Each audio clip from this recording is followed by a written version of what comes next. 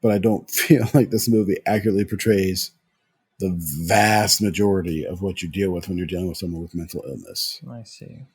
I mean, obviously having those types of hallucinations, having those types of problems, where you're literally living in an alternate reality, like that much of an alternate reality, well then, yeah, you need to be in some facility to be taken Yeah. care of.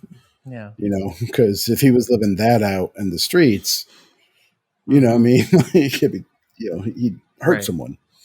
Whereas what you have are people with schizophrenia who are able to take their meds, and they'll hear when someone says they're hearing voices, they're not hearing like someone in their brain going, "Hey, you need to go kill that thing or start fires." That's not what they're hearing. It's like hearing a conversation in another room when there's no one around. It's like constantly thinking you're hearing something, or seeing something out of the corner of your eye all the time, like something moving. Those are the shadows or the things that people see. And I just think, I don't know, I haven't seen, and hey, if you have, let me know about it in the comments below. I haven't seen a good portrayal of mental illness in film yet. So Yeah. I don't know. I personally don't feel I have.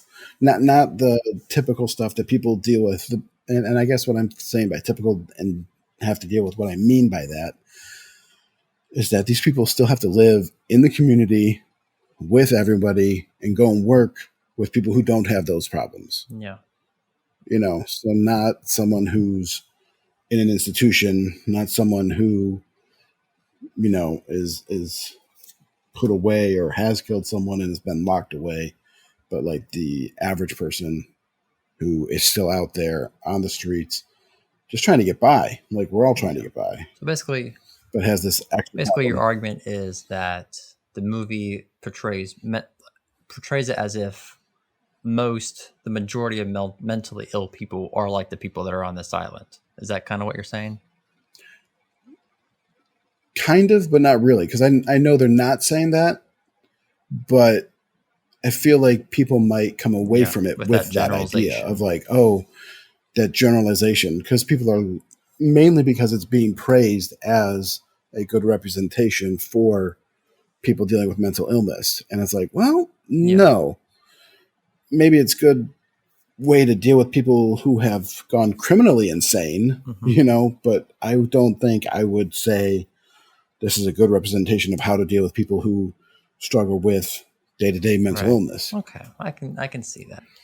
So for me, it is the fact that I find it terribly predictable and derivative from one of the most brilliant filmmakers of our time, So I'm just like, ugh, did you phone it in? I mean, it's well crafted. It's well shot. You know what I mean? The purpose behind all those little glitches that he has throughout the movie is like amazing. They're not continuity errors. They're purposely done continuity errors. And I love that part of it.